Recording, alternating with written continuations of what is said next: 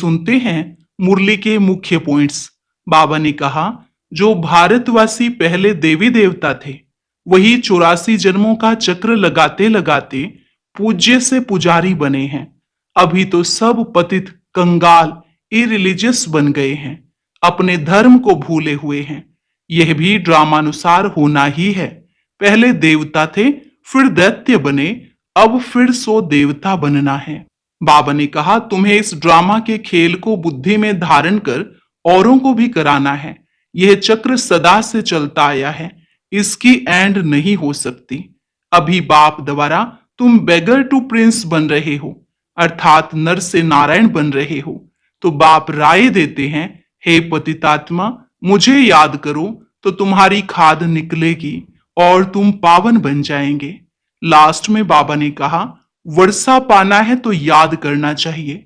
जो जास्ती याद करेंगे उनको वर्षा भी जास्ती मिलेगा।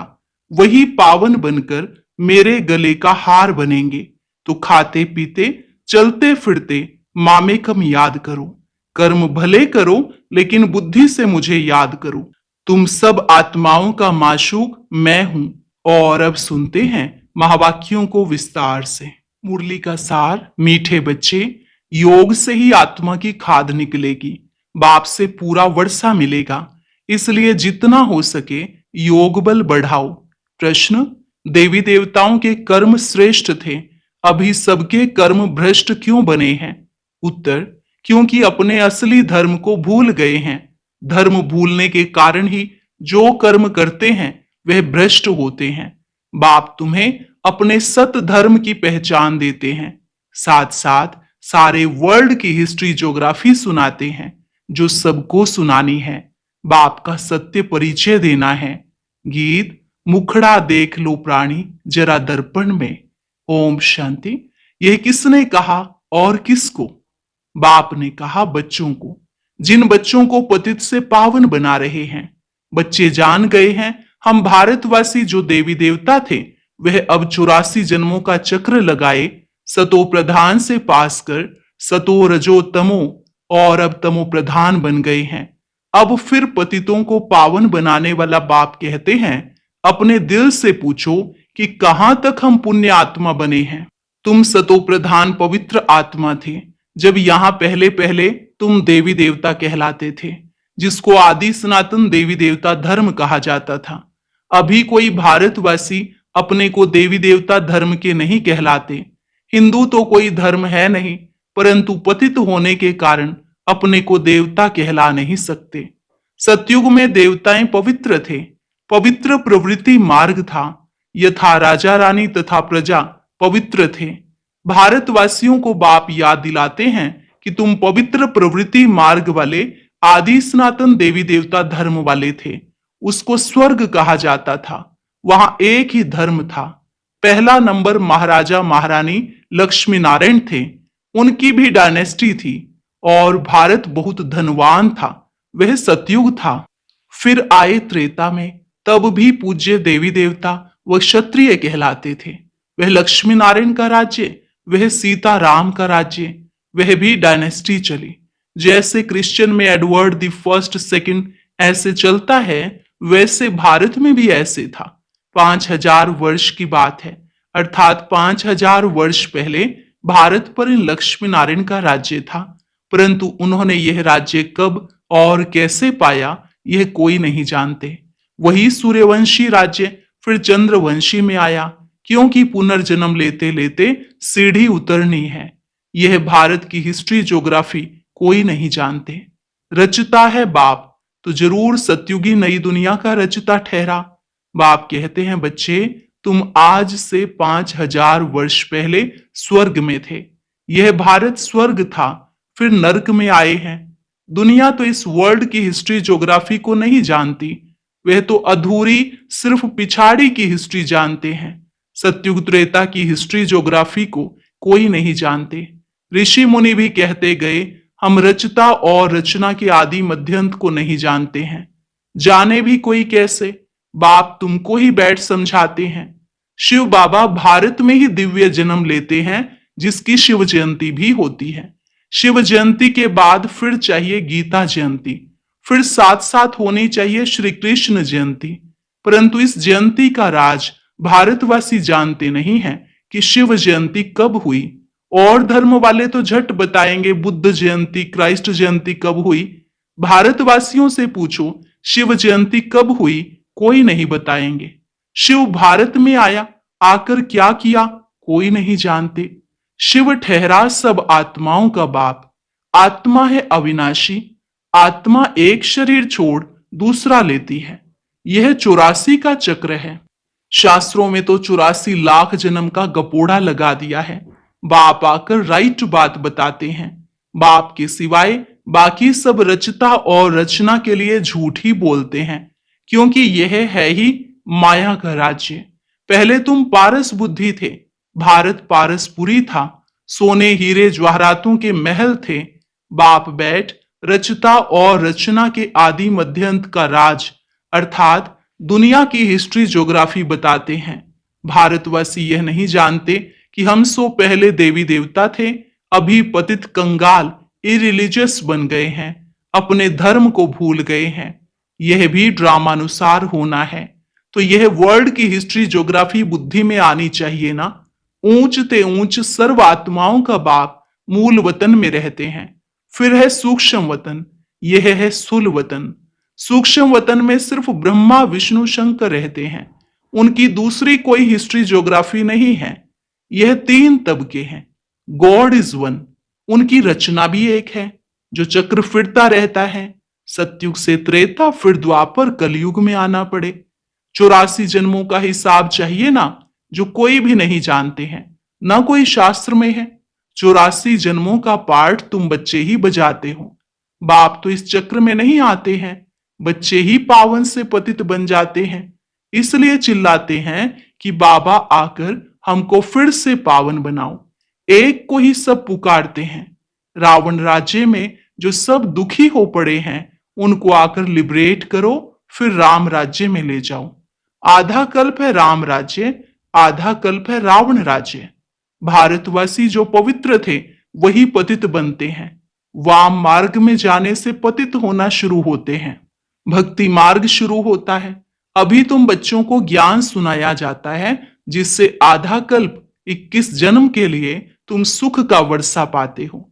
आधा कल्प ज्ञान की प्रारब्ध चलती है, फिर रावण राज्य होता है, गिरने लग पड़ते हैं।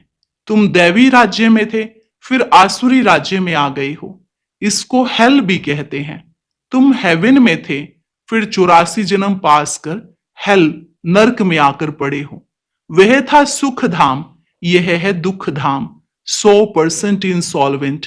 84 जन्मों का चक्र लगाते वही भारतवासी पूज्य से पुजारी बन गए हैं। इसको ही वर्ल्ड की हिस्ट्री ज्योग्राफी कहा जाता है। यह है सारा तुम भारतवासियों का चक्र। और धर्म वाले तो 84 जन्म नहीं लेते हैं, वह सतयुग में होते ही नहीं। सतयुग त्रेता में सिर्फ भारत ही था। सूर्यवंशी, चंद्रवंशी, फिर वैश्यवंशी, फिर शूद्रवंशी। अभी फिर तुम आकर ब्राह्मण वंशी बने हो, देवता वंशी बनने के लिए। यह है भारत के वर्ण।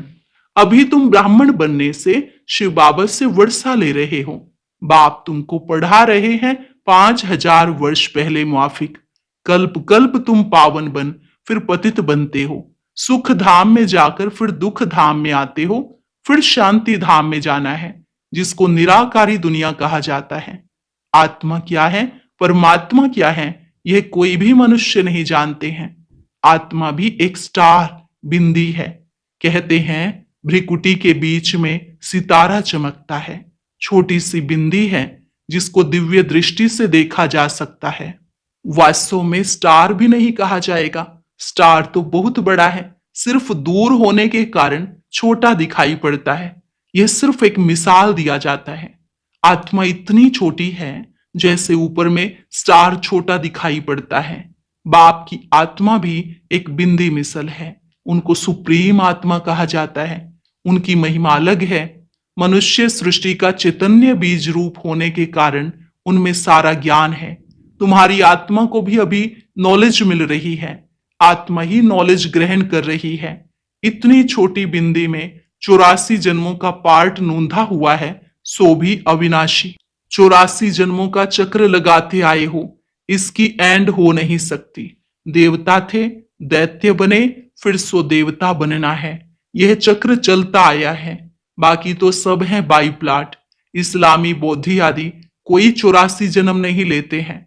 यही सतयुग भारत में राइटर्स सॉल्वेंट था, फिर 84 जन्म ले विशियस बने हैं। यह विशियस वर्ल्ड है।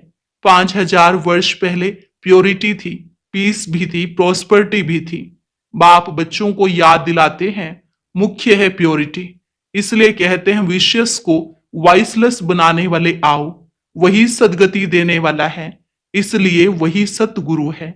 अभी तुम बाप द्वारा बेगर टू प्रिंस बन रहे हो, अथवा नर से नारायण, नारी से लक्ष्मी बनते हो। तुम्हारा यह राजयोग है। भारत को ही अब बाप द्वारा राजाई मिलती है। आत्मा ही 84 जन्म लेती है। आत्मा ही पढ़ती है शरीर द्वारा, शरीर नहीं पढ़ता। आत्मा संस्कार ले जाती है। मैं आत्मा इस शरीर द्वारा पढ़ती हूं। इसको देही अभिमानी कहा जाता है। आत्मा अलग हो जाती है तो शरीर कोई काम का नहीं रहता है। आत्मा कहती है अब मैं पुण्य आत्मा बन रही हूं। मनुष्य देह अभिमान में आकर कह देते हैं यह करता हूं। तुम अभी समझते हो हम आत्मा हैं, यह हमारा शरीर बड़ा है। परमात्मा बाप द्वारा मैं आत्मा पढ़ रही हूं। बाप कहते हैं मामेकम याद करो। तुम गोल्डन एज में सतो प्रधान थे, फिर तुम्हारे में अलाई पड़ी है। खाद पढ़ते पढ़ते तुम पावन से पतित बन पड़े हो। अब फिर पावन बनना है। इसलिए कहते हैं हे पतित पावन आओ, आकर हमको पावन बनाओ। तो बाप राय देते हैं हे पतितात्मा, मुझ बाप को याद करो तो तुम्हारे से खाद निकलेगी और तुम पावन बन जाएंगे। उनको प्राचीन योग कहा जाता है। इस याद अर्थात योग अग्नि से खाद भस्म होगी। मूल बात है पतित से पावन बनना। साधु संत आदि सब पतित हैं। पावन बनने का उपाय बाप ही बताते हैं। मामेकम याद करो। यह अंतिम जन्म पवित्र बनो। खाते पीते चलते फिरते मामेकम याद करो, क्योंकि तुम सब आत्माओं का, आशिकों का माशूक मैं हूं। तुमको हमने पावन बनाया था, फिर तुम पतित बने हो। सभी भक्तियां आशिक हैं। माशूक कहते हैं कर्म भी भले करो, बुद्धि से मुझे याद करते रहो तो विकर्म विनाश होंगे। यह मेहनत है तो बाप को याद करना चाहिए ना, वर्षा पाने के लिए। जो जास्ती याद करेंगे उनको वर्षा भी जास्ती मिलेगा। यह है याद की यात्रा। जो जास्ती याद करेंगे वही पावन बन आकर मेरे गले का हार बनेंगे। सभी आत्माओं का निराकारी दुनिया में एक सिजरा बना हुआ है। उनको इनकॉर्पोरियल ट्री कहा जाता है। यह है कॉर्पोरियल ट्री। निराकारी दुनिया से सबको नंबरवार इस साकारी दुनिया में आते ही रहना है। झाड़ कितना बड़ा है, आत्मा यहां आती है पार्ट बजाने। जो भी सब आत्माएं हैं सभी इस ड्रामा के एक्टर्स हैं। आत्मा अविनाशी है, उसमें पार्ट भी अविनाशी है। ड्रामा कब बना यह कह नहीं सकते, यह चलता ही रहता है। भारतवासी पहले पहले सुख में थे, फिर दुख में आए, फिर शांति धाम में